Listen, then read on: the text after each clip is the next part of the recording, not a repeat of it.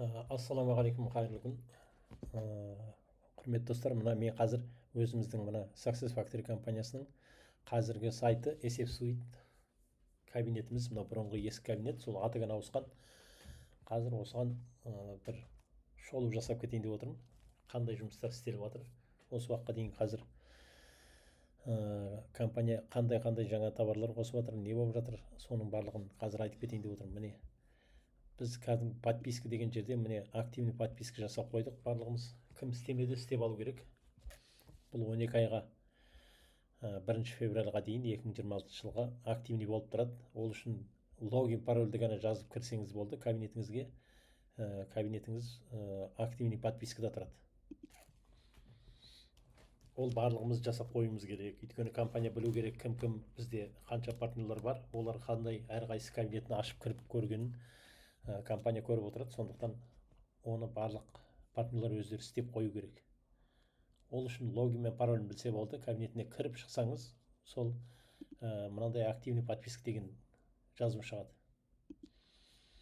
Ал енді бізде мына қарап отырсаңыздар, мына жерде міне 1, 2, 3, 4, 5, 6, 7, 8, 9, 10, 11, 12, 13, 14, 15 бөлікке бөлінген жаңалықтар тұр.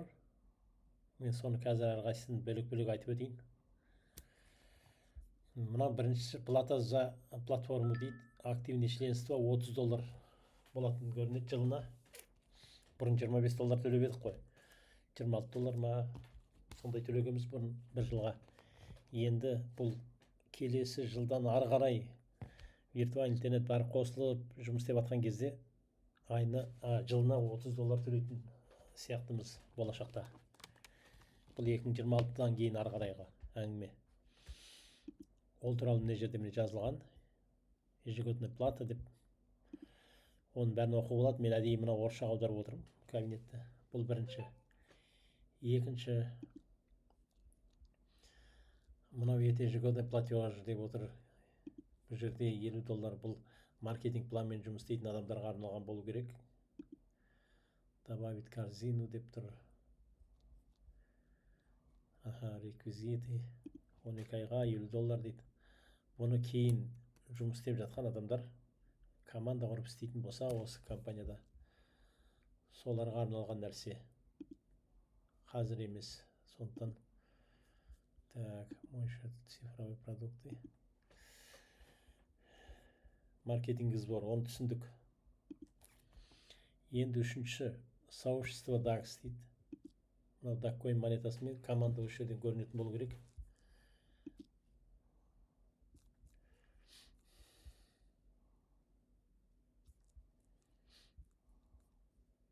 Орысша аударайық. Мына жерде бізде кімдер монетасы бар, сатып алған, солардың монеталары осы жерде көрініп тұрады. Мына жерде баланс 200 даккоин деп тұр.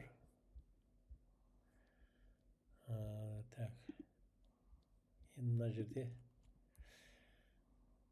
мына жерде сотрудничество DAX X Tag Markets деп тұрған. Мына Tag Markets деген бұл Forex брокер.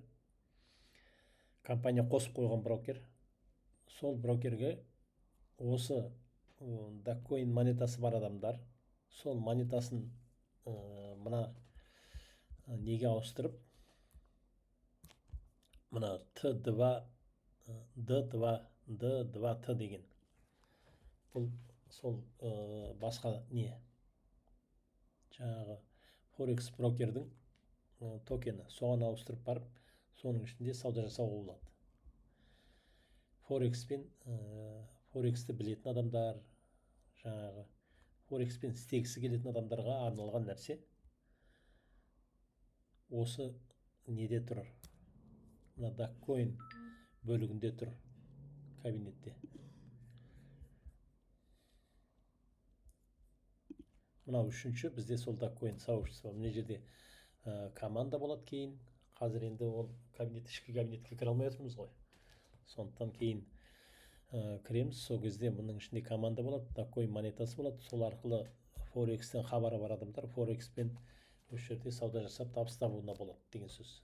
Одан кейін мынау приключение деп тұрған бұл Авентурис деген біздің бұрынғы жаңағы туризм саласын қосқан болатын компания. Оны білесіздер, міне бұрын соны қайтадан әкеп қосты. Осы арқылы бұл жерде де өзінің несі бар. Міне самоохраняемый секрет путешествия деп тұр. Дүниежүзіне саяхаттауға болады, бірақ бұл жерде де членский взносы бар, $300 деп тұр. Бір жылға $300 осыған салып қойып, скидкамен дүниежүзіне жаңағы қыдыруға болады. Ондай қазір компаниялар көп қой, жаңағы инкрузер деген сияқты. Тағы басқа да қазір шығып жатыр компаниялар. Сол сияқты бұл біздің Success Factory компаниясы да өзінің осындай несін қосып қойған туризмді. Кәдімгі дүниежүзін аралауға болады көптеген жеңілдіктермен. Ол үшін осы неге жаңағы членский взносын төлеп қойып, осымен осы арқылы қыдыруға болады дүниежүзінде деген сөз. Одан кейін мынау 5-ші мынау банковский карта дейді. Бұны көрейік. Бұл банкус деген өзі мобильный несі бар, приложениесі бар. Кәдімгі біздің Каспий сияқты карта. Штаб-квартирасы Мехикода, Колумбияда, Коста-Рика, Испанияда, Дубайда бар екен. Бұл картаның артықшылығы, бұл криптокарта. Міне жерде көрсетіп тұр. Міне стоимость карты $150. Доставкасы $20 болады шамамен, сонымен $170 айналайын деп тұрға бұл. Енді болашақта сондай қажет болып жатса бұл картаны аламыз, өйткені мүмкін осы картамен беру де мүмкін ғой, жаңағы виртуальный интернеттің дивидендтерін. Сол үшін сондай жаңалық шығып жатса бұл картаны алуға тура келеді. Қазір біз алмай отырмыз, пока оны қолданатын жеріміз жоқ. Сондықтан әзірше бұл картаға тиіспей отырмыз. Максимальный лимит нагрузки $50,000 дейді. $50,000 дейін ішіне тұра беруіне болады. Ал егер одан да жоғарыға ақша сақтаймын деген адамдар верификация өтіп барып, одан да жоғары ақша сақтауға болады. Күндік расход $2,500 күніне жұмсауға болады. Одан артық болмайды, бірақ өсіруге болады деп тұр. Ежемесячное, ежегодное обслуживание дейді. Ай сайын немесе жыл сайын ештеңе төленбейді, бірақ жаңағы транзакцияға әрбір қолданғаныңызға ақшаны кіргізіп шығарғанға 3,5% несі бар екен, комиссиясы бар екен. Міне осындай карта компания шығарып қойды. Алам деушілер ала беруіне болады. Сондай қажет болып жатса деген сөз. Бұл 5-ші. Енді 6-ші мынау Hunter систем деген. Бұл мынау искусственный интеллектпен жасалған робот. Бізде мына компанияның ана өткен жылы 4 компания қосылған кезде оларда Quantwise деген робот болған. Естеріңізде болса, оны біреу қолданды, біреу қолданбады. Бірақ ол жерден бір кереметтей пайда тапқанымыз жоқ. Салған ақшамызды қайтарып алдық, қысқасы. Бізде бірнеше адамдар салып еді ол жерге. Сол салған ақшаларын қайтадан шығарып алды. Кереметтей табысты тапқан жоқ, бірақ жоғалып та кеткен жоқ, сондай болды ол. Енді мына біздің компания өзінікін шығарып отыр мына жерде. Hunter системде, Hunter деген охотник деген сөз. Охотник система деген болып тұр ғой енді шамасы. Бұлардың да пожизненный лицензиясы бар екен. $600, $1,50 дейді, $1,500 дейді, $3,000 дейді. Өмір бойға жаңағы бұлардың несін лицензиясын сатып алып, сосын $50 бастап $1,000 дейін, $1,000-дан $5,000 дейін, $5,000-дан $10,000 дейін, $5,000-дан без лимит ішіне ақша салып, осы жерде ақша көбейтуге болады. Бұнда қазір білмеймін, мен болашақта бұнда қолданып көретін шығармыз. Алла бұйыртса. Бұл 6-ші. Искусственный интеллектпен жасалған робот қосулы тұр. Енді мына предложение скидка дейді. Бұл жерде мынау Fuel деген бұл жерде обучение. Мынандай орысша аударып көрейік. Міне, кем вы видите через 12 месяцев, подумайте еще раз дейді. Мына жерде жаңағы тренингтар, әртүрлі жаңағы вебинарлар, әртүрлі жаңағы нелер, мотивация беретін жиналыстар болып тұрады. Міне, соларға қатысуға болады. Міне, мына кісілер оқытады жаңағы әртүрлі нелерді. Бұл енді бұның барлығын қатысу үшін ағылшынша білу керек. Қазір дүние жүзіндегі ортақ тіл ағылшын тілі ғой, сондықтан ағылшын тілін білетін адамдарға мынаның ішінде көптеген жаңағы нелер бар, обучениелер бар, соны алуға болады. Бұл да қосылып қойған нәрсе біздің компанияда. Мына енді одан кейін воздушный капли дейді. Бұл airdrop токендер. Мысалы, жаңадан шығып жатқан рынокқа, мына биржаға жаңадан кіріп жатқан токендерден осында беріп отырады компания. Тегін токендер тарап жатқан кезде соған қосылуға болады. Ол үшін мына жерде мынандай 4 түрлі кошелек бар. Сол кошелектеріңіз бар болса, мысалы Binance, Bybit сияқты биржалардағы кошелектеріңізді осы жерге қосып қойсаңыздар, сол арқылы жаңағы неге қатысуға болады. Airdrop. Тегін токен таратады. Ол кейін токендер құны өсіп кетуі мүмкін. Мүмкін кейбіреуі бір қажетке жарап жатса, құны өсіп кетіп, сөйтіп бұл жерден де табыс табуға болады. Бұны да қосып қойған. Енді одан кейін вебинарлар дейді. Мына вебинарлар, бұл жерде вебинарлар болып отырады.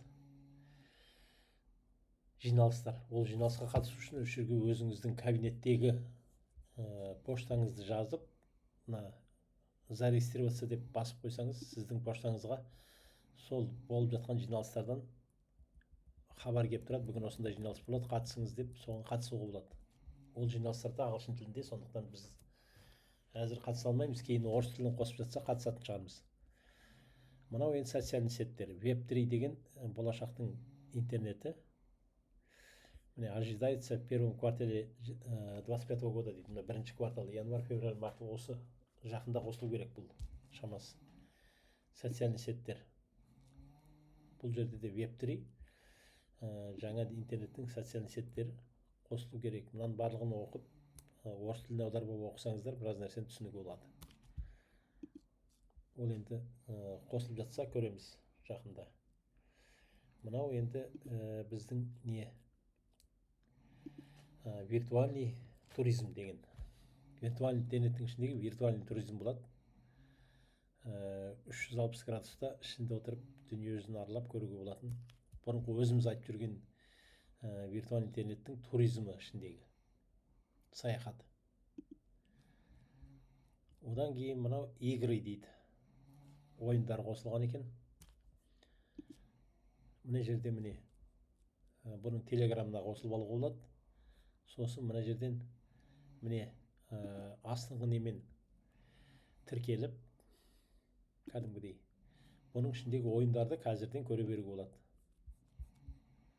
Накамото дейді, игры дейді. Мына жерде міне қазір ойынды жақсы көретін адамдарға мына ойынды қазір ашық тұрған дүние. Мына ойындардың барлығын көріп, осының ішінде тіркеліп алып, мына ойындардың бәрін көруге болады. Бұл қосылып қойған нәрсе. Так, жақсы. Енді ойындар. Одан кейін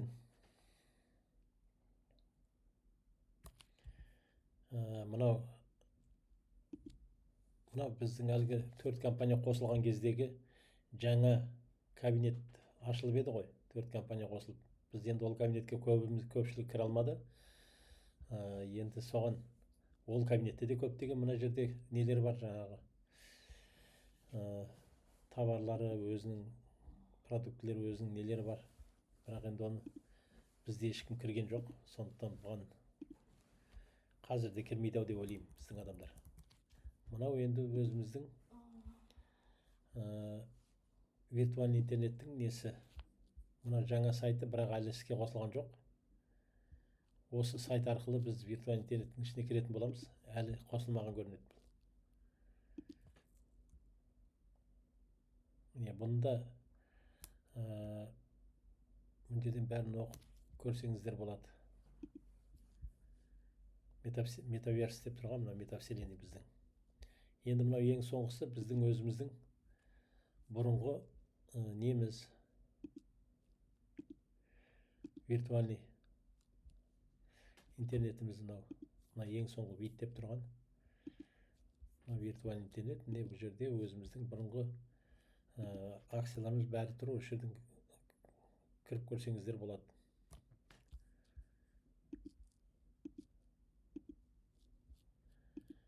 Міне осылай ұзын саны 15 бөлікке бөлінген нені жасап жатыр компания.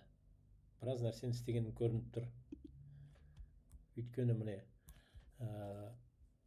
Dogecoin монетасын қайта кабинетке әкелді. И оған Форексті қосып қойды. Істейм деген адамдар сонымен ары қарай істей беруіне болады.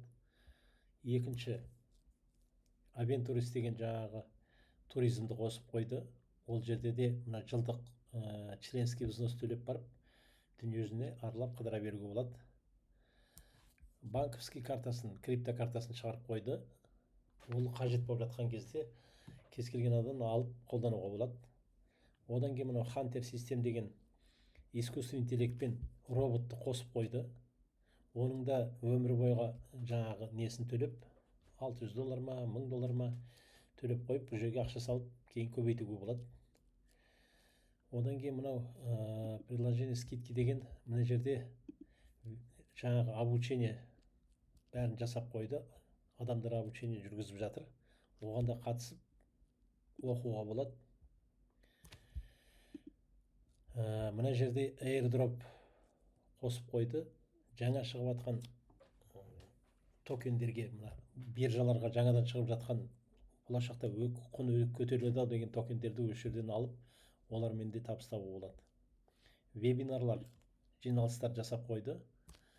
Оған поштаңызды тіркеп, жиналыстарға қатысып отыруға болады. Социальный сеттер, бұларды енді осы жақында қосатын шығар. Мынау жаңағы виртуальный интернет. Міне ожидается деп тұр. 2025 жыл биыл қосылатын болып тұр.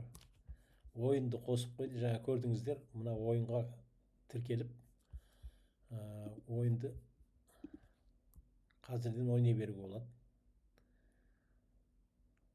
Одан кейін мына екінші бұрынғы жаңа 4 компания қосылған екінші кабинет ұлы істеп тұр. Ол жерге де кіріп, ол жерде де керекті товарларын қолдануға болады білетін адамға.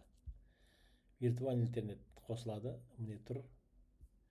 Ал енді өзіміздің акциялар мына астындағы не бойынша жаңа көрсеттім, мына жерде өзіміздің акциялар сол кабинетімізде тұр.